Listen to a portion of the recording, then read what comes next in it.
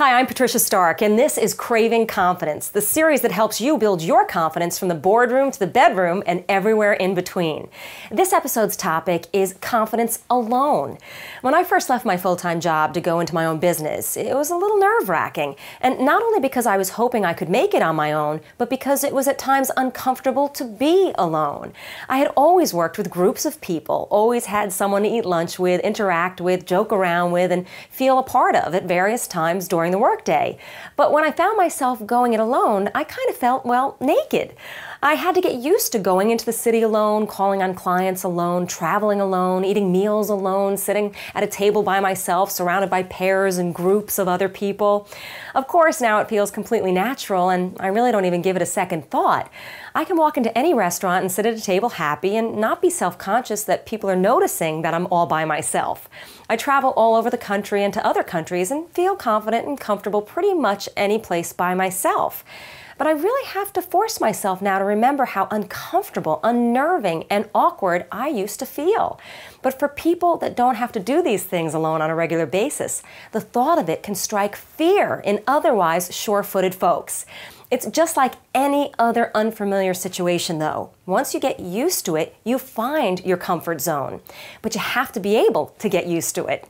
It also helps to develop the gift of gab and an interest in other people. Now, you may not be starting your own business or think that you'll be venturing out on your own in any way anytime soon, but odds have it that at some point you'll be in a situation where you'll have to go it alone, whether you like it or not. No family, no kids, no friends, no coworkers. So experiment ahead of time, and it won't throw you when it does happen. And at the very least, you'll simply increase your overall confidence by doing so. Here are some things you can do to gain more confidence going it alone.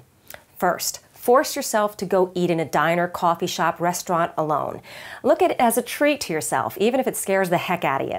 Start at a counter first. You know, many times the folks that sit at the counter are by themselves too, so you'll be in good company and can experiment with striking up a conversation with other people around you who are alone as well. Immediately ask for the server's name or read their name tag and use their name. Establishing rapport with the server or hostess will increase your comfort level immediately.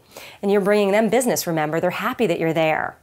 2, if you're going to an event or a night out with friends, meet them there. Now, there was a time I simply could not do this.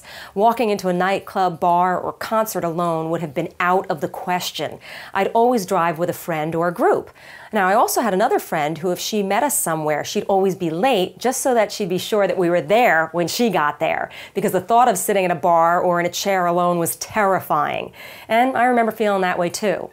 The only way to overcome this is to feel the fear and do it anyway, as they say. And just don't go alone, but get there early. Now you'll have to find your comfort zone, find a seat, get yourself settled, and make some small talk.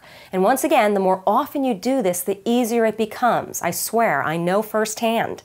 3, become an observer. Enjoy being a people watcher without staring, of course. If you're in a crowded room alone, put a pleasant look on your face and scan the crowd.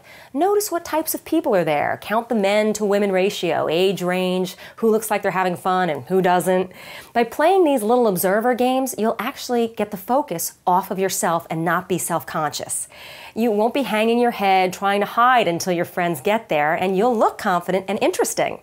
4, always carry a book, magazine, or newspaper with you. Now, this way, if you get stuck alone somewhere, you'll have something to do if there's not a lot of people watching or if interacting with others isn't possible.